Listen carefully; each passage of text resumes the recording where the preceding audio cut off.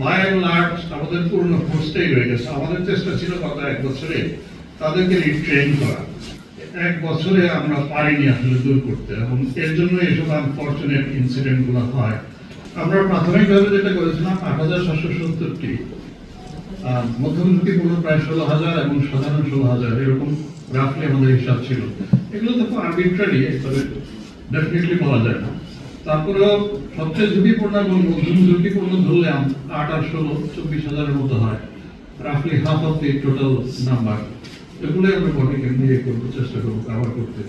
এখন আপনি যে আনফরচুনেট ঘটনাটার কথা বললেন, আসলে একটা পুলিশ আপনারা জানেন একটা ফোর্স, মানে এই ফোর্সটা তো সেই আমাদের পুরনো ফোর্সই। আমরা তো শুধুমাত্র যারা মানবতার বিরুদ্ধে অপরাধ করেছে, যেগুলো তদন্তে এসছে, সেরকম অফিসার এবং ফোর্সদেরকে আমরা বিচারের জন্য পাঠিয়েছি। কিন্তু বাই অ্যান্ড লার্জ আমাদের পুরনো ফোর্সটাই রয়ে গেছে। আমাদের চেষ্টা ছিল গত এক বছরে তাদেরকে রিট্রেন করা।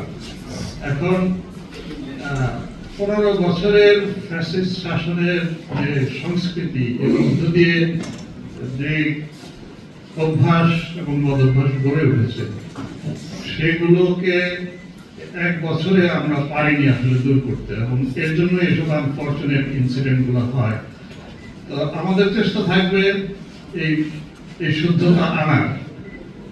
আমার কাছে মাস ৩ আগে এসেছিলেন আয়ারল্যান্ডের পুলিশ অম্বার্সম্যান ব্যারনেস ও'লো। আমি ওনার কাছে একটু হতাশ হয়ে বলছিলাম যে আমার এতদিন, এক বছর হয়ে গেল, এখন পর্যন্ত পুলিশ ফোর্সকে আমার কাঙ্ক্ষিত যে জায়গায় আমি আনতে পারিনি। উনি বলছিলেন, inspector general, it took us 10 years. It took us 10 years. How do you expect that your force will come up to the mark in 1 year? তো এটা আসলে একটু সময় লাগবে, আমাদের চেষ্টা থাকবে, এবং এর মধ্যে যতটুকু আমাদের শুদ্ধ করা যায়। আর স্পেসিফিক্যালি যেসব ঘটনাগুলো ঘটে, আমরা চেষ্টা করি পরবর্তীতে এগুলোর ব্যাপারে একটা ব্যবস্থা নিতে। এগুলোই প্রক্রিয়া। ধন্যবাদ। মাননীয় আইজিপি, আমার নাম এনামুল।